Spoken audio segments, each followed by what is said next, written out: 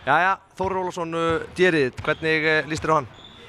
Ég held að þetta verði erfiðasti riðillinn til að vera í og svo sem erfitt að segja hverjir verði efstir en ég spá að Dönum eins og kannski margir að þeir eftir að lenda í fyrsta seti í þessum riðli. Þeir eru með góðan þjálfara eins og við þekkjum, Guðmund Guðmundsson, og þeir eru með mikla breytt sterka leikmenn með frábæran skilning og ég á svona á von á því að þeir verði svona efstir og ég á von að þeir fari í úrslit í þessu móti.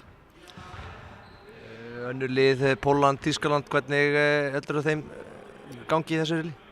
Ég á eftir að fylgjast með Pólverjunum mikið þar sem ég er búinn að spila með mörgum og þekki á þarna marga og ég held að þeir hafa verið svolítið ekki alveg ná jafngóðum árangri eins og ég tel og margir að þeir gætu. Þeir eru með gríðarlega góða skipti með Júreski, Bíleski og Líevski sem eru bara með betri skiptum í heiminum í dag. Hotnamennir hjá þeim eru svona mínum mati veikasti lekkurinn. Svo er með frábæra markmann Smal sem fyrir aftan hann er ungur markmaður sem spilar í Pick Second minni mig sem er búinn að sína mjög gott season og ég er svona að vona að þeir verði hérna í öðru sæti. En það er náttúrulega eins og sagði sterkur riðill og lið hérna eins og Rússanir sem Rússaland, Þýskaland sem verða að mínum mati 3. og 4. sæti, berjast það. Rússanir hafa ekki verið jafn góðir eins og kannski fyrir einhverjum árum síðar en þeir eru til alls líklegir en ég á einhvern veginn vona á þjóðurinn sterkari. Ég tel að þeir eru búin að fá eitthvað svona smá spirit með degi með náttúrulega frábæra markverði og gríðarlega gott hraðaflslið. Ég tel að það sé svona þeirra styrkleiki. Hænifett í markinu, hann getur átt alveg loka markinu ef hann vill og með Uwe og Grodzki sem eru eldfljótir fram eins og við sáum á móti Ísland og ungir strákar, graðir örugglega að koma og sýna sig fyrir nýja þjálfaranum og búin að yngja upp.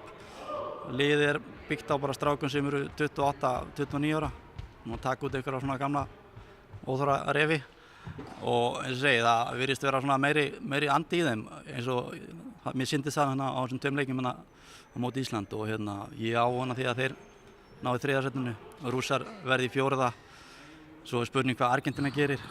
Þeir eru búin að vera náttúrulega bæta sig síðust ár. Þeir komu upp fyrir einhverjum 3-4 árum þar sem þeir eru búin að vera, maður eru séð að Brasilía, Argentína og þessi lið eru búin að vera að bæta sig handboltalega með einhverjum þjálfurum frá Evrópu og svona og með bræðina Simonett sem spilar í Frakklandi, Montpellier minni mig og hann er ekkert að fara að gera hann einn og þeir eru með markmann Martin Schulz eða eitthvað Schulz heitir hann sem er líka frábær og frábæra línumann en þeir eru eftir að eiga erfitt á móti þessum stóru Rússum, Pólverjum og þjóðurum. Þetta eru stóru og sterkir strákar og svo held ég að Sádi-Arabía er ekki lestina af þessum liðum. Ég svona grunar að þeir eftir að kannski vinna Argentínu en samt ekki. Þeir eru ekki með sterkan hóp. Þú þekkir þá ekki almennilega kannski? Það er Mohamed og Abdulu sem eru þeirra lykileikmenn. Mohamed er ég held að hann sé skyttaði miðjumaður og hinn er markmaður. Það eru þeirra svona sterkustu, það sem ég hef verið að kynna mér. Þakka þér fyrir Þórir og gangi þér vel á æfingum. Þakka þér fyrir það.